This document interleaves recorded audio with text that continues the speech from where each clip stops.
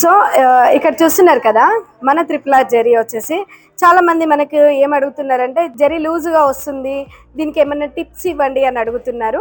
First of all ఒకటి, మనకు ఈ ఏదైతే నీడిల్ ఉందో దాన్ని కొద్దిగా క్రాస్ చేసుకోవాలి, లెఫ్ట్ కానీ రైట్ కానీ. నేను చూపిస్తాను ఒకసారి రండి. సో ఇక్కడ నీడిల్ వచ్చేసి మేము ఎలా పెట్టుకోవాలని అడుగుతున్నారు. సో ఇక్కడ నీడిల్ వచ్చేసి ఇక్కడ కారా లాగా ఉంది చూడండి, ఇక్కడ నా ఫింగర్లో ఇక్కడ చూస్తున్నారు కదా, ఇది మన వైపు అనేది ఉండాలి.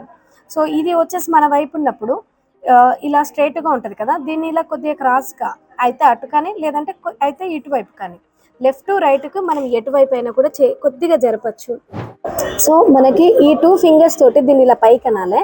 సో అన్నాక మనకి ఇటువైపు ఉందా చూసుకొని కొద్దిగా క్రాస్ మూమెంట్, కొంచెం క్రాస్ మూమెంట్ అనేది తీసుకోవాలి. ఎటైనా కానివ్వండి, మనకి లెఫ్ట్కే కానివ్వండి రైట్కే కానివ్వండి, మరి టోటల్ క్రాస్ తీసుకోకూడదు, లైట్ క్రాస్ తీసుకోవాలి.